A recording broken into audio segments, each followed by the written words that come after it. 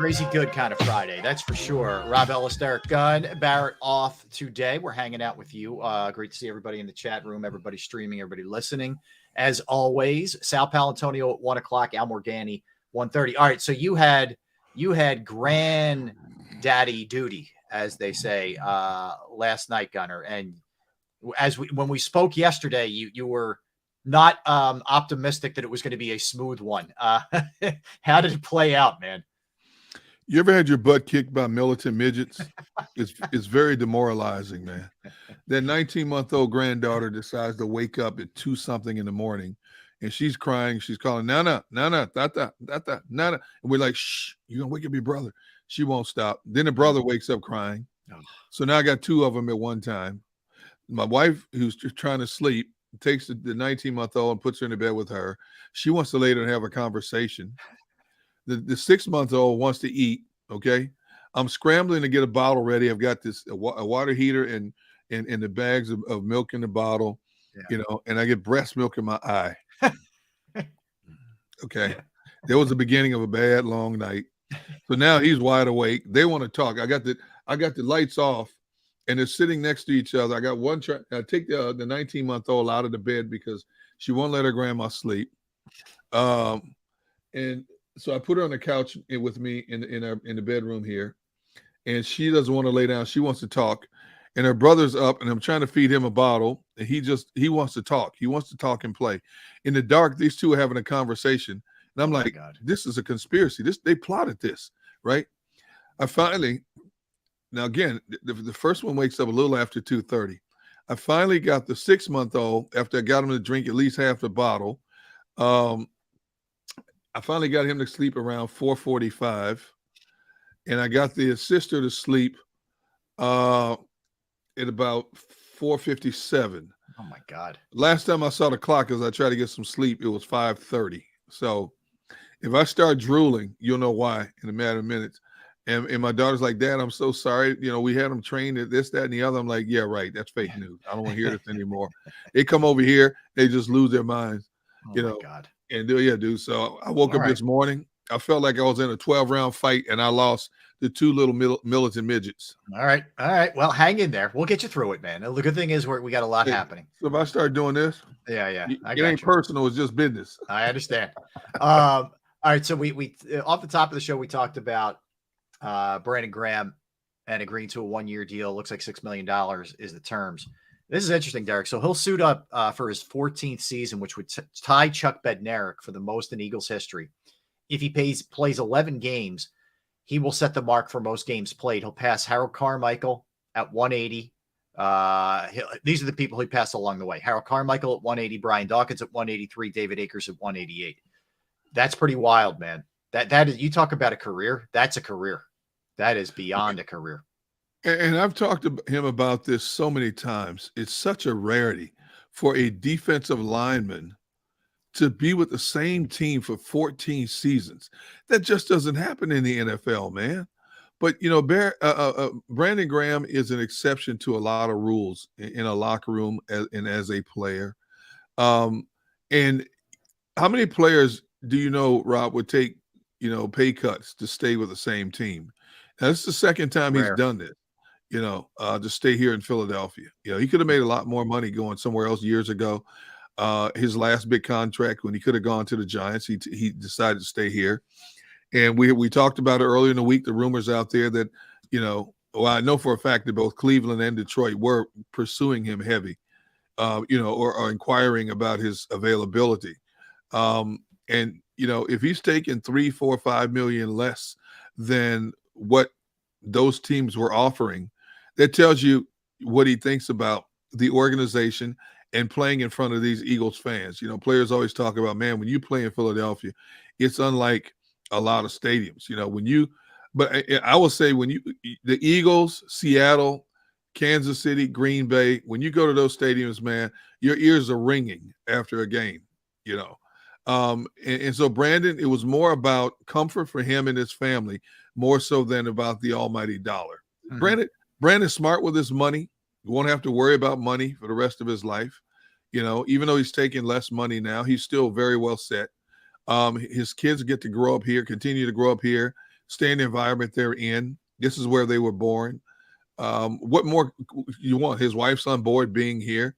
They can always, Detroit's a short, puddle jumper. They can go home anytime they want. Guys like you and me, we're always looking to see where we can get the cheapest flight going somewhere. Brandon Graham, they can take off and go whenever they please, whether they want to drive to Detroit, make it a family road trip, or, if he wants to take a flight. So got the best of both worlds by staying here. Yeah. Yeah. Look, it's good news, man. It's good news. It's one of those things you weren't really sure, but you think about it again, you're bringing back, if you could get most of this, at least your edge guys, back with Reddick and Graham and Sweat. And if Barnett gives you anything next year, if he's here, whatever, but yeah, 3 guys in double-digit sacks. You got to figure out the interior part of this thing. And a big part of that's going to be Jordan Davis. And big part of that is going to be Milton Williams with extended snaps. Oh yeah. There's no question. But at least the front looks good. The front, for the most part, looks good. You're going to have to figure out your linebacking and secondary, and there's a lot to figure out there. That's for sure. Well, they have time. Free agency's right around the corner. Depending on what they do, I'm still surprised we haven't heard more movement with the Eagles in terms of restructuring. Obviously, they tried to restructure Darius. That didn't work. They've already done it with Jake Elliott. A few more coming. They get BG back at a bargain basement price. Howie Roseman is the king of wheeling and dealing, man. So, unfortunately, we sit here with bated breath, sit on our hands and fingers, waiting for him to tell us what they're doing to free up more capital.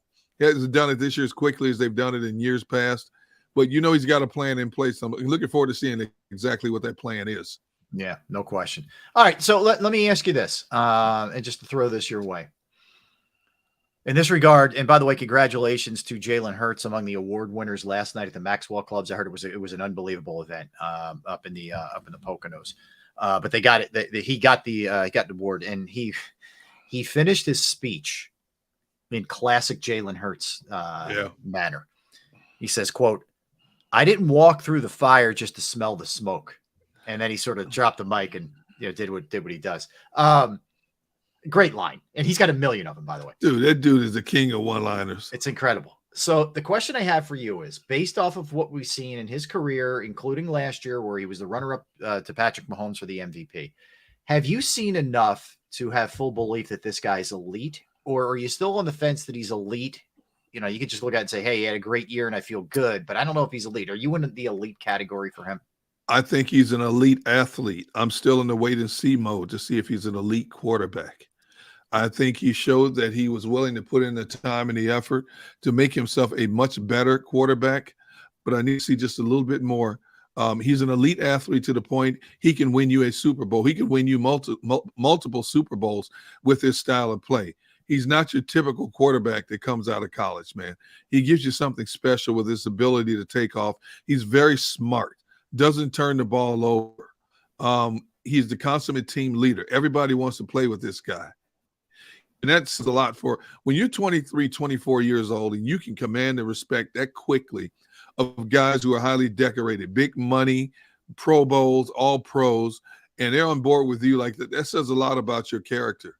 So I think Jalen has the capability to do a lot of great things with this organization for years to come. I don't in any way, shape, or form think he is Carson Wentz part 2 in terms of having one phenomenal year and then all of a sudden tail spinning into a win. If this team keeps moving in the direction it's moving in, strategic with the draft and free agency and keeping them in a competitive mode, this team is going to be a team talked about in the NFC for years to come. Yeah. Look, I'm with you.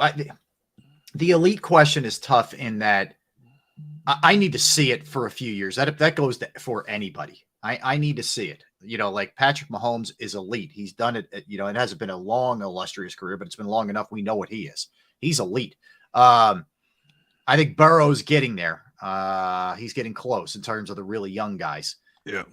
I feel great about Jalen. I feel like he's headed down the elite path.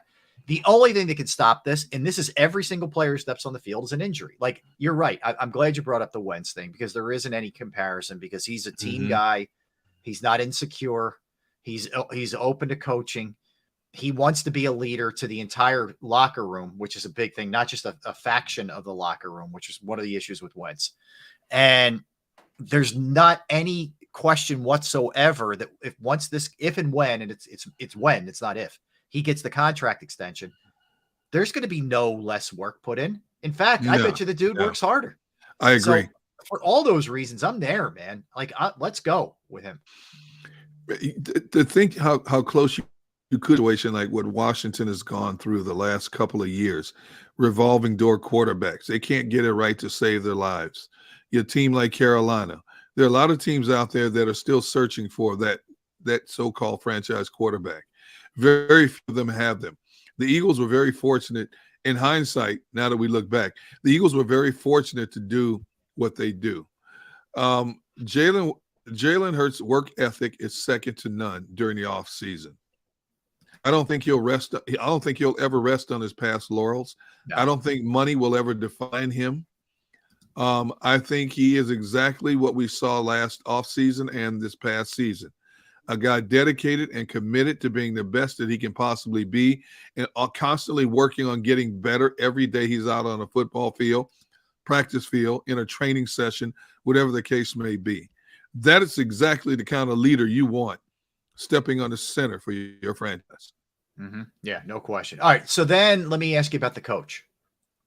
Have you seen enough from Nick Sirianni, call it whatever you want, elite, to believe that he is that guy, that he is a Super Bowl, winning kind of coach, perennial contender, perennial culture rebuilding, just turning this thing over and over and over again as a phenomenal head coach? Well, we asked the same question after Doug Peterson won a Super Bowl in his second year, and then all of a sudden after that, things started spiraling downward.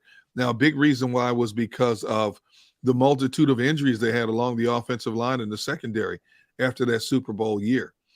Doug Peterson is a very good coach. Is Doug Peterson an elite coach? Well, guess what? You got to get to a few more Super Bowls before you can put that elite tag on him. I think Sirianni has the capability of being a so-called elite coach, but I cannot just base it off of what he just did this season. Loaded roster, And I'm not saying like some people out there, anybody could have coached that team. No, it's not necessarily true. Mm-hmm. Because when you think about it, Rob, you not only had a loaded team, but you had a team with a lot of egos. Okay? Think about it. You had a lot of big-time players on that defense and on that team with the egos. A.J. Brown, James Bradbury, Kazir White, Hassan Reddick. And even though they walked humbly, J. Gardner-Johnson, these dudes knew, these guys know they're some of the best at what they do. But the head coach, coaching staff, it starts with the head coach. Head coach, coaching staff, key players were able to keep everything in check in terms of this is the culture we want here. It's not about me, it's about we. That was a constant theme, has been for a long time. It's about we, not me. And I have to give him a lot of credit for being able to cater to and to control the multitude of big-time egos he had on that roster. Mm-hmm. So it tells me he is an exceptional coach, an exceptional leader of men. But I cannot put that elite label on him yet until I see a little bit more body of his work. Yeah. No, listen, I hear you. And that's fair. And it really is. That is. And I think, too, if you could tie actually Nick and Brandon Graham in this sense, both probably started off their Eagles careers a little bit rocky. With Nick, it was basically this guy, listen to him at a press conference. I don't know what he's doing. He's Harry High School and all this other stuff. And Brandon, it was, he's not Earl Thomas. He can't play, man. He's not going to fit in this system and all that. It's just, that's why you got to have a little bit of patience. And it's really hard now because we have less and less in society. And sports certainly, blends into that. But you do got to give it a little while, man. Like, if for some reason Jordan Davis isn't blowing things up the first two games, just remember, you got to give it a little bit of time. That's all. I mean, you're asking for a lot in Philadelphia. Yeah. Because it's not going to happen. No, I hear you. Go ahead. No, if he doesn't produce right away, and I mean big time, people are going to rain down on him just like they've done with players in the past. But hopefully it levels out to the point where he becomes that consistent. I want to see him.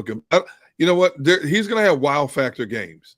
But I just want to see him be consistent. I want to know that when he steps on the field, this is what you're going to get from him. We saw that in the early stages of Fletcher Cox's career, but as he got a little bit older, it became more inconsistent. I just want to see a young Jordan Davis maintain that level of consistency and be that cog in the middle that the Eagles drafted him to be. Yeah, fair enough. Hey, the Cowboys have cleared up $30 million in cap space. They restructured Dak and Zach Martin, two of their heavy hitters, contract wise. $30 million, man. It's a lot of money. One fell swoop, $30 million. It's a lot of money. Weren't they upside down in the cap before? Let's see. I don't think the numbers have changed that quickly yet.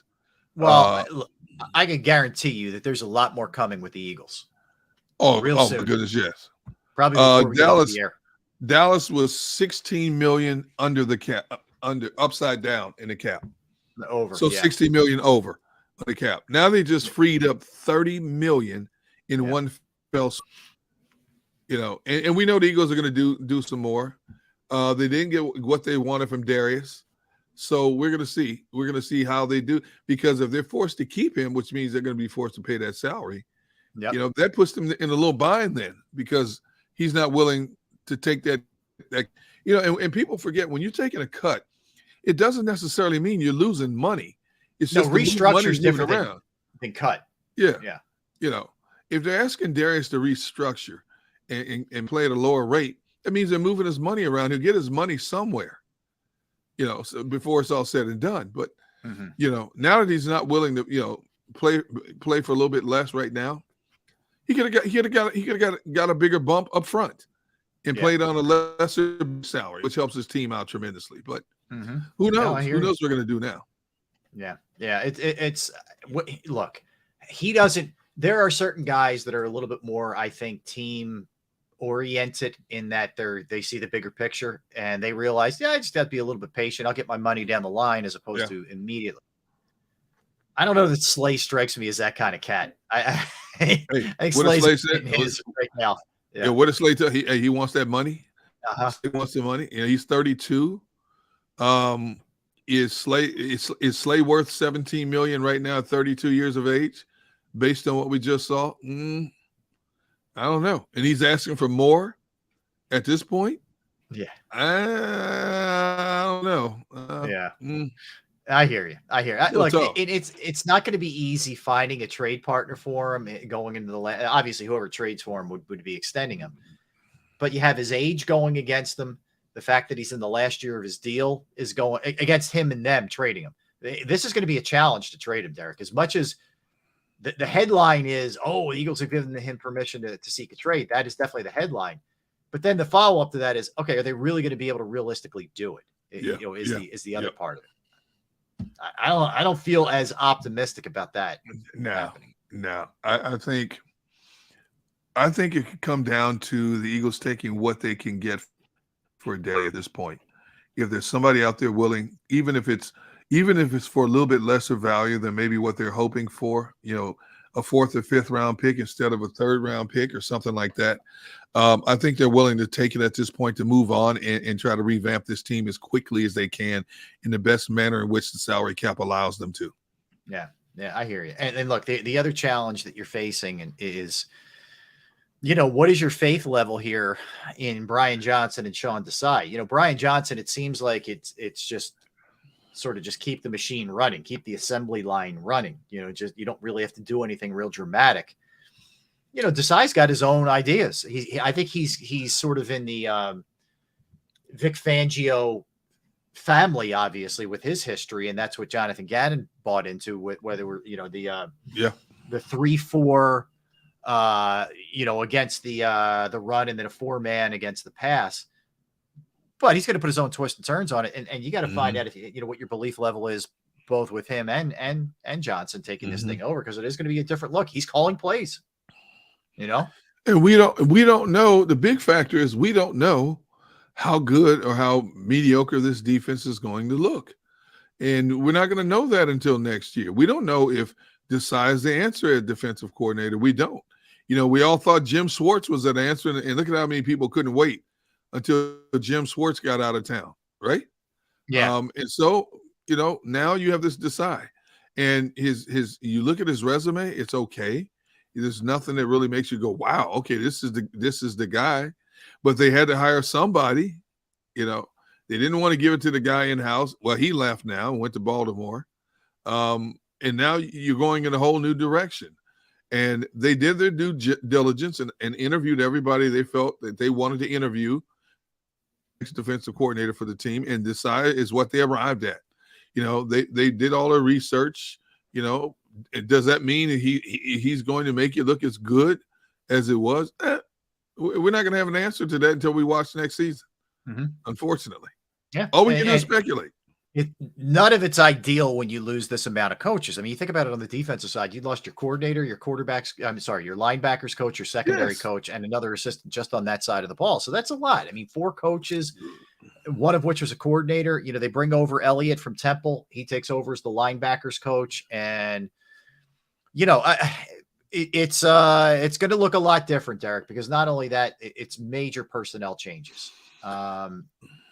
I think TJ Edwards is going to be back, but that's no guarantee. Kaiser White's probably gone. Nakobe Dean's going to be plugged in. You talk about maybe an entirely new secondary. You're going to take a little bit of a step back for a second here. It's not going to be what it looked like last year. As much as we all want it to, it's not. It's just not. I hope it's for only a second. The growing pains may be a little bit longer than that. I hope the growing pains are minuscule instead of expanded over the bulk of a season. And that's why I can't wait to see. I don't see the Eagles being a major day 1 or day 2 player in free agency right now. I don't. But it doesn't mean that they can't pick off some quality veterans once the big money part of free agency subsides. He did a great job with that last year, how he did. Let's see if he can do it again, But they've got to find a way to get that quarterback contract done. And they're working behind closed doors trying to get it done. They've got to get that done to see where they are in terms of just how much maneuverability that they have to assemble the rest of this defense in particular. Yeah, for sure. So, and if you didn't hear, it was kind of lost in the shuffle of everything today, but it happened yesterday. DJ Elliott comes over. He was the defensive coordinator and secondary coach for Temple last year. And they actually, Derek, they led the AAC in sacks for what it's worth. They had 38 sacks last year, which was the most in their conference. For what, again, I get it. It's a much different situation. But he does have ties to some of these guys as well who are already here. Maybe some guys in other places. Zadarius Smith, maybe. Just, oh, look at you. He coached Davion Taylor at Colorado. He obviously, has a history with some other guys here too. So, that's something else to watch for. And I don't know how much that played into them bringing him in. I think Nick Sirianni talked about how they contacted like 50 references for DJ Elliott. He said that last night prior to the Maxwells or during the Maxwells or whatever. So he ends up here, but yeah, so it's DJ Elliott was the latest move. And again, the big part of that is it's not Matt Patricia. For a guy who career-wise has been a college coach, can he coach up NFL players? That's big also. Yeah. A lot of coaches, they just can't coach up NFL players. That's a different beast. When you start coaching up guys who make more money than you do, you better be on your P's and Q's. It's a whole different approach in terms of how you try to communicate with them and get inside their heads and get the most out of them. If there's one inkling that they don't believe in what you're doing, that makes for a long season because they're not totally committed to what you're trying to get them to do within the structure of the scheme. And sometimes it veers off. Players think they know better than coaches. Hopefully he can make that transition. Don't know yet. Don't know. Doesn't have a pro pedigree. Everything's college with this guy. But yeah, I was a little surprised by that there wasn't at least a stop in the pros. Well, obviously they've heard things and in talking to him, which they like, but I'm surprised he doesn't have any. They didn't go for a guy with that kind of experience. See, Tone says the good thing is that linebacker room is young, much more impressionable and teachable than veterans. That's a valid point. Yeah. Especially if they go in a youth movement at linebacker as well. That's a valid point. That's a valid point. No doubt. All right, let's get a break. Tone, I'm going to skip the live read here. When we come back, Sal Palantonio ESPN is going to join us. Man, do we have a lot to talk about with Sal. Oh, my God. It has been a wild day so far. So I'm looking forward to getting Sal's takes on everything that's happening. Eagles, NFL-wise, it has been it's been fast and furious today, that's for sure. Derek Gunn, Rob Ellis. We are Sports Take, JAKIB Sports YouTube Network. Right back.